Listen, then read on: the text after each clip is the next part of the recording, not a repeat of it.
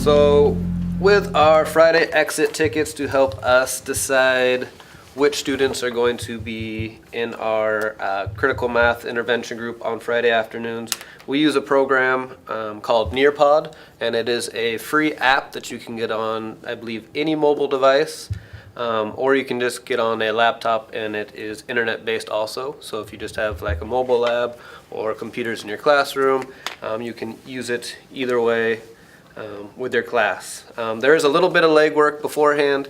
You need to create a quiz, which can be anywhere from one question to, I don't even know if there's a limit to how many questions. So, but we usually go with about 10 just to make it quick and easy. And that way it gives you a quick feedback of, well, we know they need to get at least 8 out of 10 to be where we want them to be for that week. So I'll have Shannon, while we get it set up, explain just a quick rundown of how she creates the quizzes each week, and then we'll let you see what it looks like. Okay, so each week on Monday we look and see what standards we'll be covering in our math time, and then I take those standards and create questions and the answers and design the Nearpod quiz.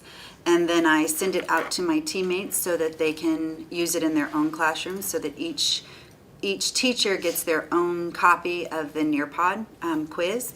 And then when your students are done taking the quiz, it gives you great feedback on what standards they were able to meet and what standards they weren't. So as we were talking here, we know that our standards that they weren't meeting are going to be the ones that we will be using for their intensive work on Friday.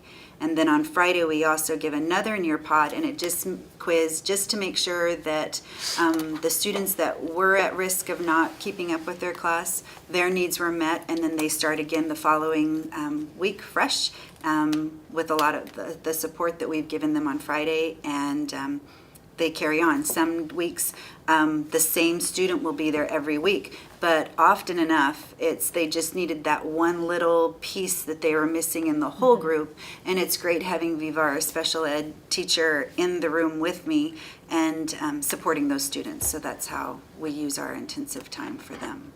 So this is what the teacher would see when they log in and select from their library the quiz that they want to give. It gives you a pin, and that pin that you'd write down on a board, and just like giving an Oaks test or whatnot, that's what the students would enter in to get into this session. And then once it's in, the students now are locked into whatever you see.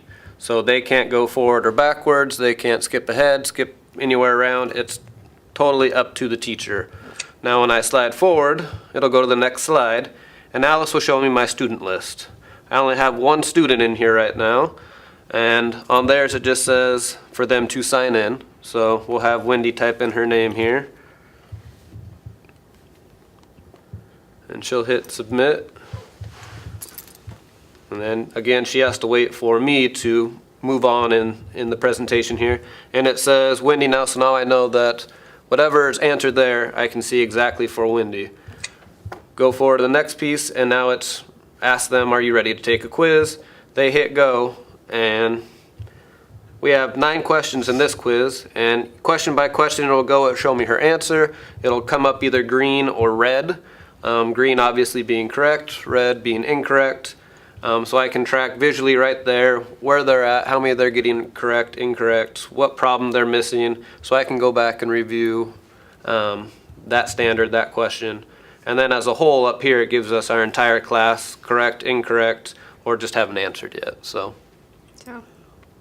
answer a question, push next, and it should reflect on you see, the teacher's screen. She got a green.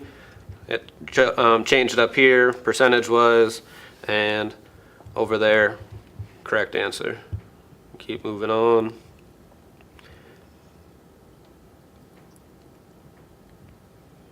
We found this this particular app appealing for us because it grouped where students were missing consistently. Like larger groups of students were missing this particular strand, which makes, when we do our intensive groups, it makes it laser. I mean, it focuses in exactly where our classes are missing when we do our whole group instruction during the week. So the support that they get is exactly what they need. It's not us guessing, oh, this student needs this student needs this. These are the big blocks that our students are missing, so it fills in those blocks for them. It tells us which blocks we need to fill in for them. And it gives the teacher instant feedback. So I missed question 3. It shows up in red and then shows on the graph also.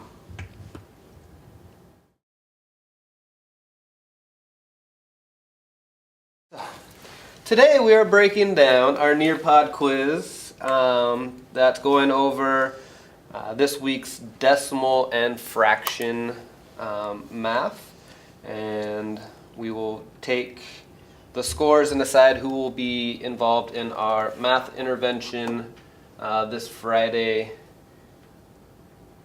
Okay, I think that we decided that anything below, if they scored a 6 or below, they're going to be part of that intensive group that we work with on Friday. And as you broke down your class list, were there specific areas, like was it the expanded form that they had a problem with, or number bonds, or equivalent amounts? Was there a specific area so that when Viva and I do it on Friday? Expanded form, my class got 9 out of 20. 9 out of the 23 of them got that right. Okay, so that's definitely one of them. Expand. And what kind of activities do you think that, should we put together another Nearpod for them to use as their exit ticket coming out of the intensive group? Yeah. Yeah. I would agree with that. Maybe it doesn't have to be a full 9 to 10 questions, but maybe just 4 or 5 questions, one on each area or something like that. And I think if we go back and we review what we did when we were looking at factors, especially the money piece, when we were looking at multiplication, I think that would give them the tie from what we've done previously to what we're doing currently, so that it isn't such a shock. I think it's just been a long time since they've seen that. Yeah. So if we add that, build on previous knowledge there. Okay. And we'll plan on meeting on Friday with, how many kids do you have? How many children do you So have? we're going 6 or below. 6 or below. That would give 4 from my class. All right, and It would give 5 from my class, and if there's room, I'd like to add 1 in just to help support where she's going. is this the one that you're talking about that is the student that's on the bubble Yes. right there?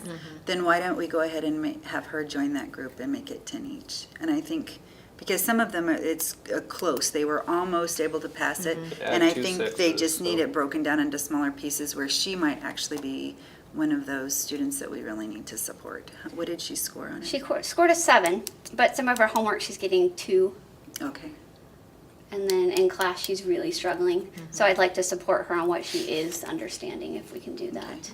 Yeah, and during reading time, when I have her, sometimes just one-on-one, she's expressed a lot about stuff going on at home, so I think there's, I don't know. Some other dynamics that Yeah.